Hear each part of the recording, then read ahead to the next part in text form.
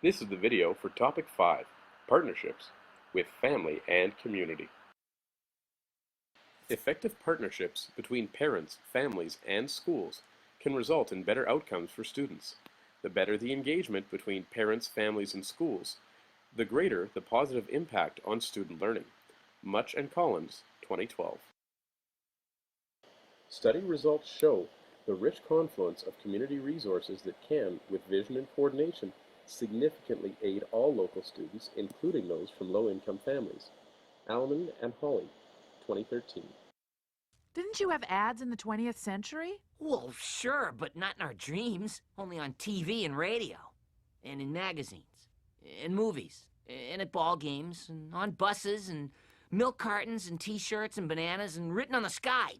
But not in dreams. No siree.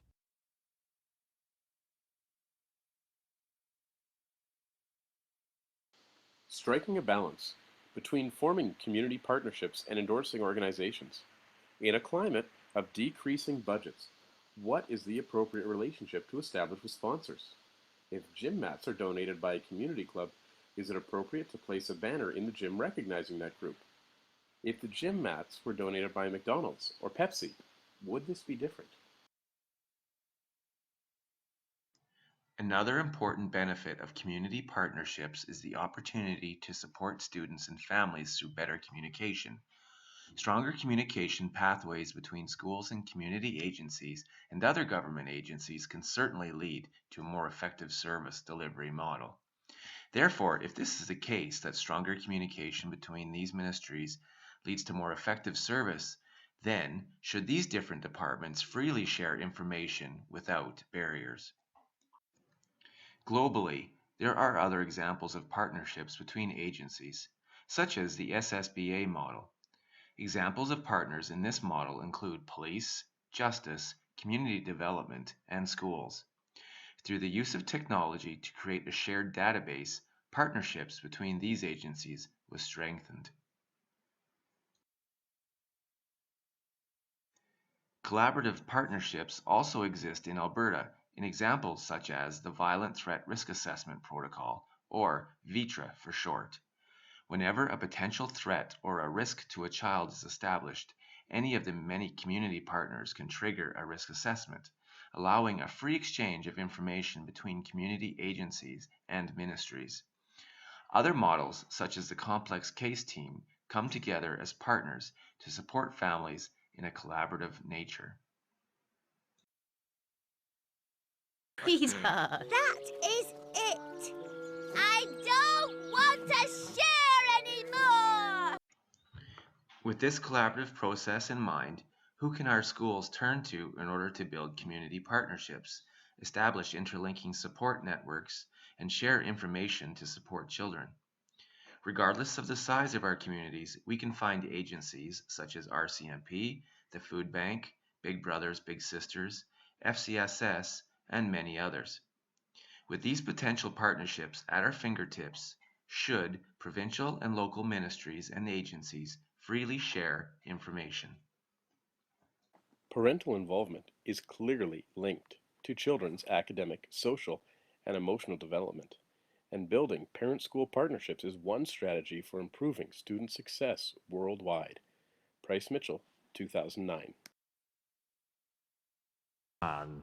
Things are gonna be very, very different around here. With your new principal, Ned Flanders.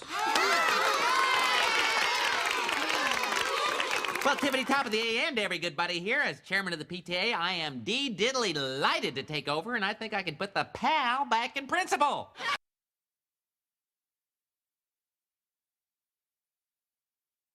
Striking a balance between meaningful parent engagement and parents overstepping boundaries.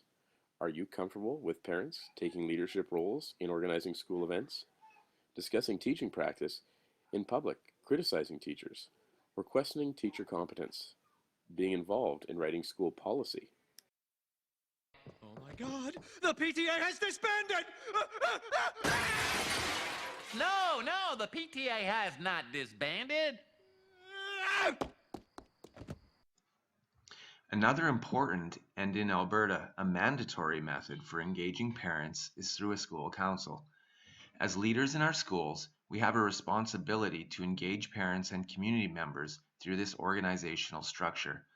Although there are many examples of effective, supportive school councils, there can also be many challenges that come from less effective groups. As an advisory group that can play an important, supportive role in such areas as the school's education plan, program priorities, and budget, an effective school council can be a significant advocate or liaison to a larger school community. On the other hand, an ineffective school council will get caught up in solely one area, such as fundraising, or can become involved in political power struggles. As school leaders, we can ensure that a school council functions effectively. Therefore, let us know your suggestions as a principal who takes over a school with a council that is effective in some ways, such as fundraising.